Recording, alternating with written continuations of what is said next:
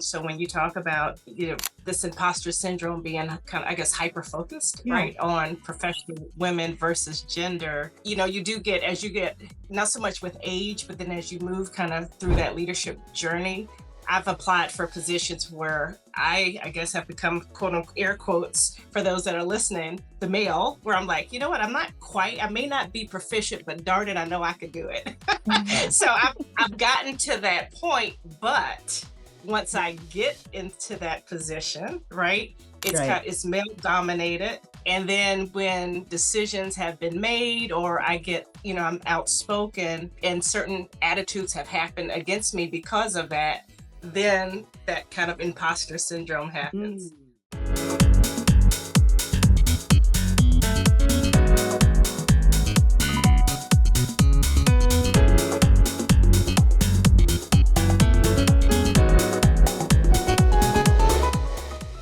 Welcome to the On Air podcast. This podcast is a program of the American Association of Veterinary Medical Colleges Diversity Matters Initiative.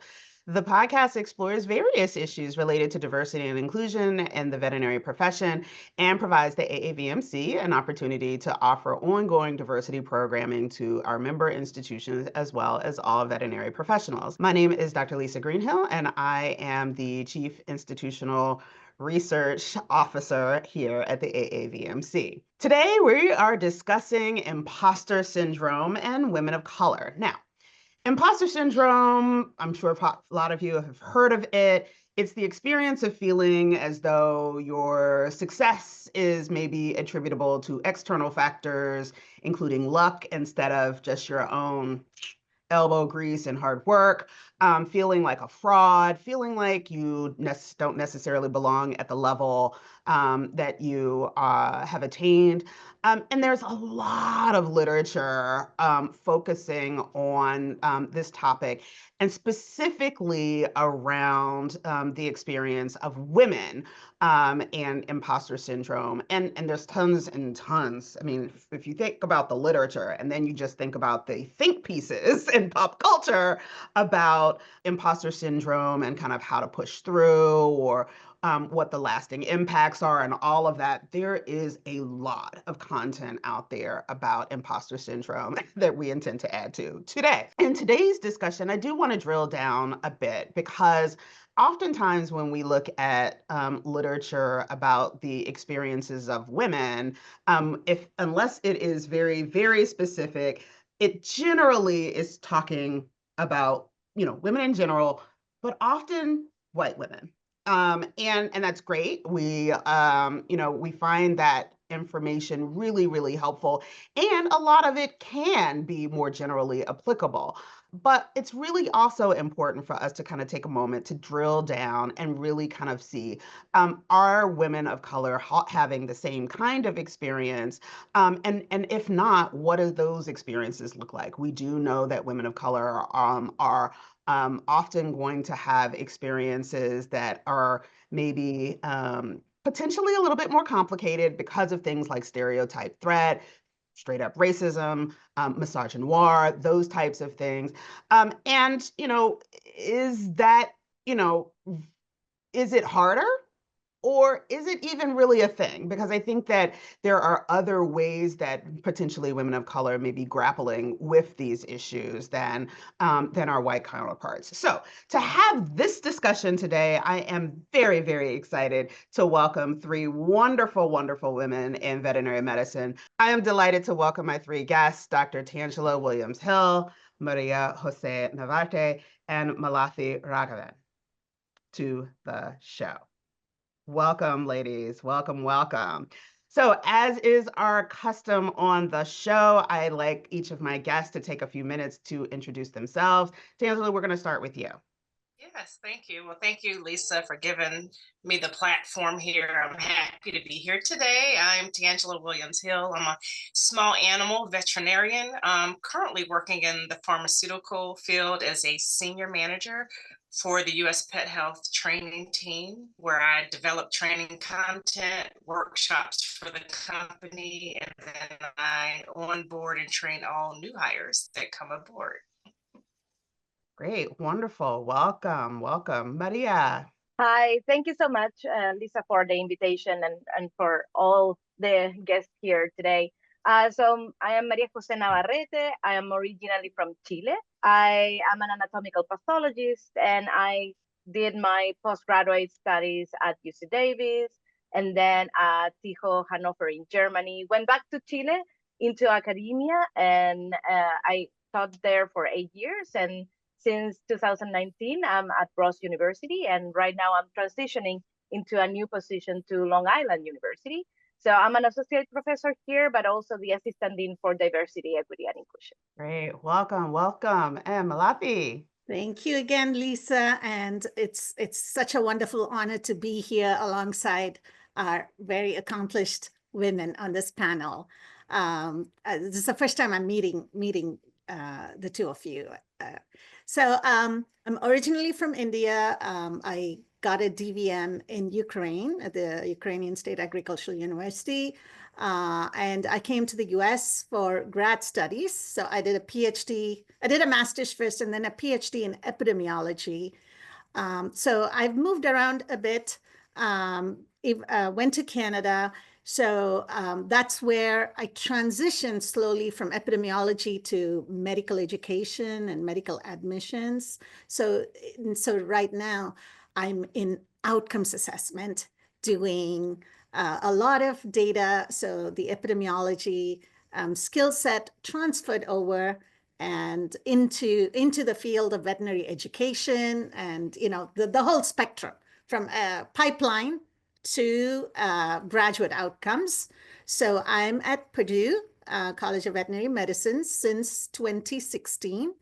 I'm a clinical associate professor and director of outcomes assessment. Welcome, welcome, welcome. So, is imposter syndrome real for women of color? There's the question. Tangela. Yeah, I said I was going to kick it off. Yes, I do. I definitely believe it is real. I know I've experienced it throughout my career, and it was interesting when we were talking a little bit at the beginning about does it look different as we travel through our journey and then get to the different levels of leadership, and it does look different, but it's definitely real, and I have felt that. Yeah. So how about you, Malathi? I think it is real. I don't know if I can say everybody experiences. I'm not sure about that, but I know others who did, and I definitely went through it. And I can also say that fortunately, the older I've gotten and the more, I've been in this line of work, the less it is. I'm probably the older, more senior one, relatively speaking here, I know, compared to Maria and Tangela. I am happy to say that I rarely feel imposter syndrome these days. It's part growth, part, accepting myself, part not having to be the perfect one, Yeah. to not show the world like any inadequacies. So all that. So I guess what I'm trying to touch at is that maybe everybody goes through it to different degrees, but also even after going through it, even women of color can possibly come out of it. Yeah. I will definitely echo. Once you get to a certain age, you stop caring about, like, each year you care about less external things. Yeah, in general. In general, you're just like, nah, okay. Maria. Sorry to interrupt. And it's not just age, right? It's all that we've completed, we've accomplished. It's the projects that we've done on our own. We've established ourselves. Yeah. And I completely agree with both Tangela and Malathi. I think as we get more experiences, we get also more, exposition, more exhibition, we get more vulnerable, but also we, as you said, Lisa, we cannot care less. And I think it's about self-confidence too. And there are moments where you can feel a little bit of the imposter syndrome and you get to doubt yourself, but then you're like, I don't care anymore. Like And I think it depends on age, but also it depends on your position. When you are in a more privileged position, you know that you can, and in a leadership position, that you get more exposed and vulnerable, but also that there are certain keys or spaces where you have a voice and you were chosen to have that voice. And you use that privilege to speak out, to speak up for others, and also to have that voice and use that voice. So I think that has helped me too. Do you think that this is air quote for the listeners who aren't going to view this? Is this a women's issue? And I ask that before you answer. Before you answer, even though Maria's like, absolutely not.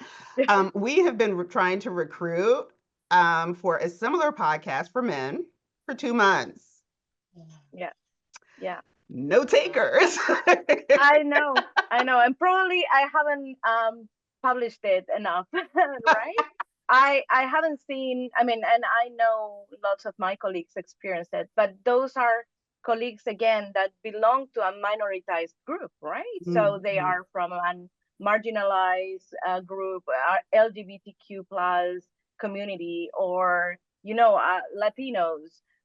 They tend to have, males tend to also have imposter syndrome, and it's because they are comparing to others, because they don't feel they have accomplished enough. And I was just going to add to that this is a different take. So I do have a really good colleague / friend, white male, who has been hampered in his leadership journey. And then he does get into episodes of that imposter syndrome. So I marginalize, of course, I definitely believe that, but then you can have a subset for whatever reason that's been kind of boxed in.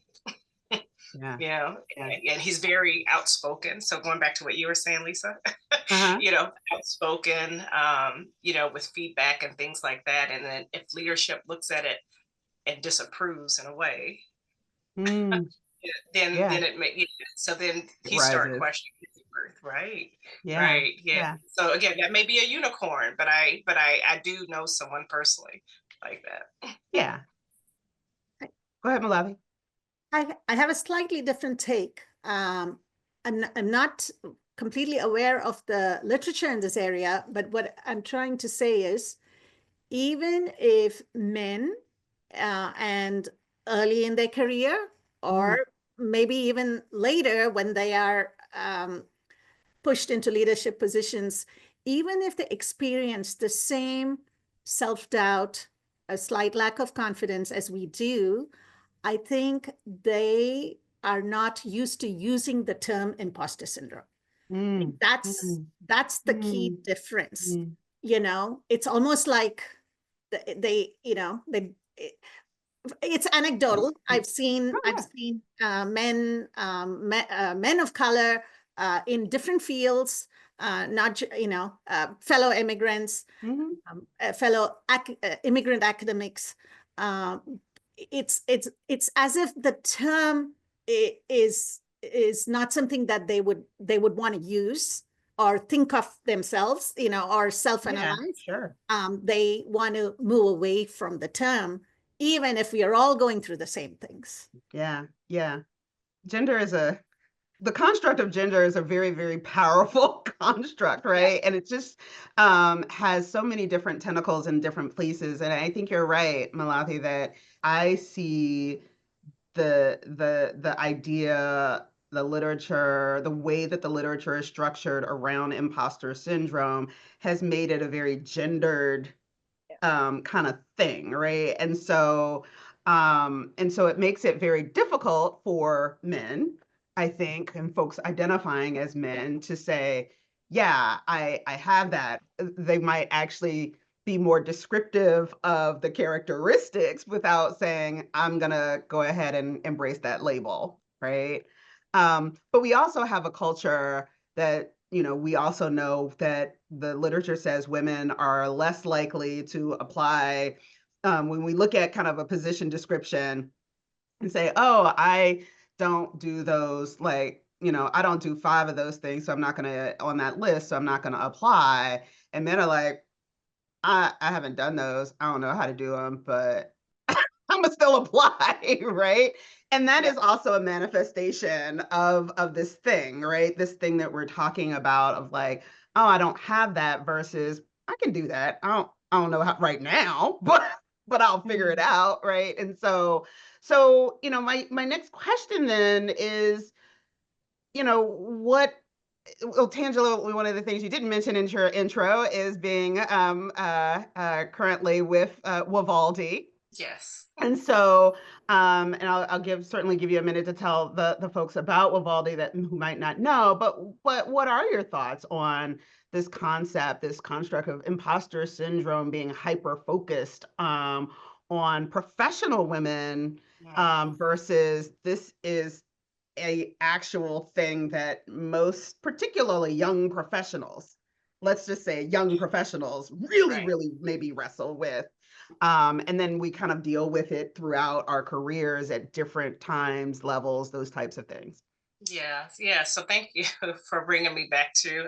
So one thing I did not mention, like aside from my full-time job, I am the president of the Women's Veterinarian Leadership Development Initiative, which is a mouthful, but this is a profit organization where where women get together. We have a board, and we do a lot of education. We do networking events, and then we believe in networking women with other women to provide role models, resources.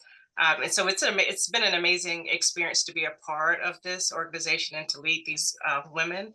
And this is actually it's a topic that we discuss at our board meetings, and we do educate around. So when you talk about this imposter syndrome being kind of, I guess, hyper focused, right, on professional women versus gender, I agree with Malathi and Maria that you do get, as you get, not so much with age, but then as you move kind of through that leadership journey.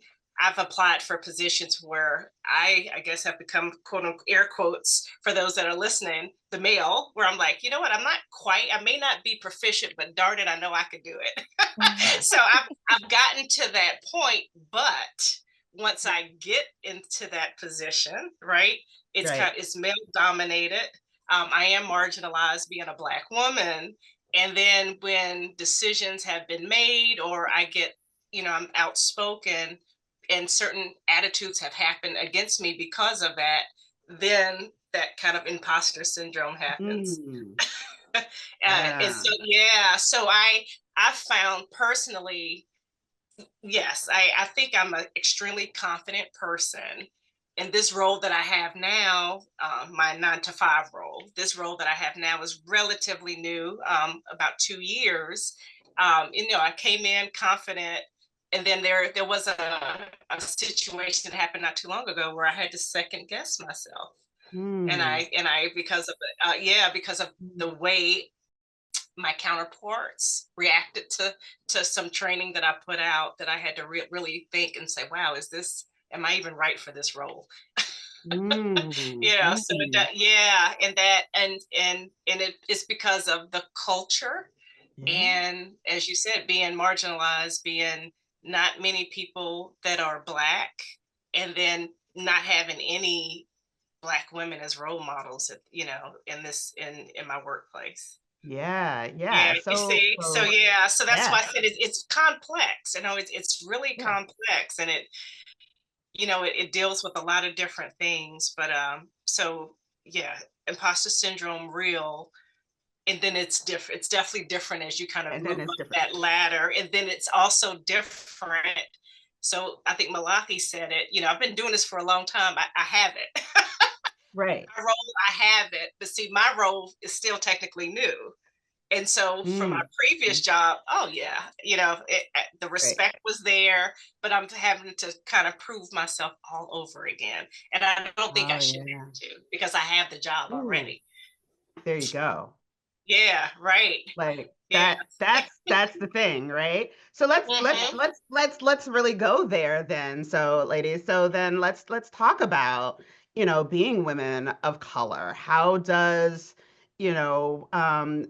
race, ethnicity for Malathi and Maria, immigration, like being from outside of the US, and recognizing that this could happen anywhere in the world, right? What, does it, I mean, I feel like I'm like, here's the softball question. Does it impact your experience? Does it make it any more complicated? It does make it complicated. And one thing as Tangela was speaking and I was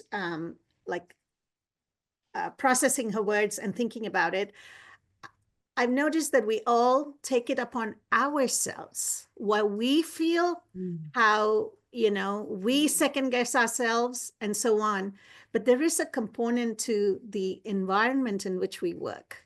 There is a component like how much support do we get?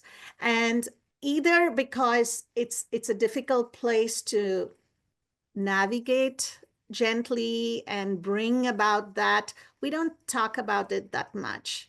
We never talk about it. We put it on ourselves.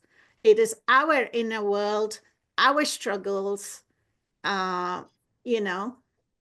And neither the environment nor us going through it as a group, as individuals, we don't go there. We don't touch upon it. So it becomes like an individual responsibility, which is difficult because we are not functioning just as an individual. We are functioning inside. I mean, we're an individual carrying out our responsibilities, but in a unit surrounded by other people. There are dynamics that affect, but we never go there, Yeah. Not that I don't go there either, but but I just noticed that we are all in the same boat. Yeah. Yeah, and I would also like echo everything that Malathi and Tangela have said, but I do think it plays a role, like being from a specific ethnicity, being, an immigrant. Those things play a role because, like me coming from a country where all the time as you grow, you are like, oh, this is how you should look like. This is how you should behave. This is how there are certain models that are outside your own culture that you are all the time, like the US better, or, Europe behaves better, or, like blonde girls are nicer. So all those things are kind of engraved within your own culture and how you were raised, right? So having that, like, oh, never I'm enough and I need something else. I need to, become someone that is highly performing in a high position, going abroad, like all those things kind of build up in your own experience. So it builds up to the imposter syndrome for sure. And I do also agree that it's not up to the individual, it's also the system, right? And I think that is something that we want to discuss a little bit further because, yeah, I mean, there are systems where we have to identify if it is a toxic environment and it's not really us, it's the environment that is making us have all these self-doubts and the lack of confidence. I love where this conversation is going because what we're really ended up talking about is, this organizational health piece, right? And it's kind of the wow, there are all of these unspoken norms and rules, right? So oh my goodness, I've gotten feedback and that such and such is uncomfortable with my tone. Right? Yeah. Or someone called me inquisitive this week and I was like, you haven't been answering my questions for months. Yes, I am inquisitive. It's because I need answers, right? But the statement just was like, when it struck me, I was like, I beg your pardon, right? And I know that 10 years ago, I would have reacted very differently because of the imposter piece. I would have reacted, I would not have, I might have acknowledged that you're very inquisitive was a very gendered, intentionally trying to stick it there, right?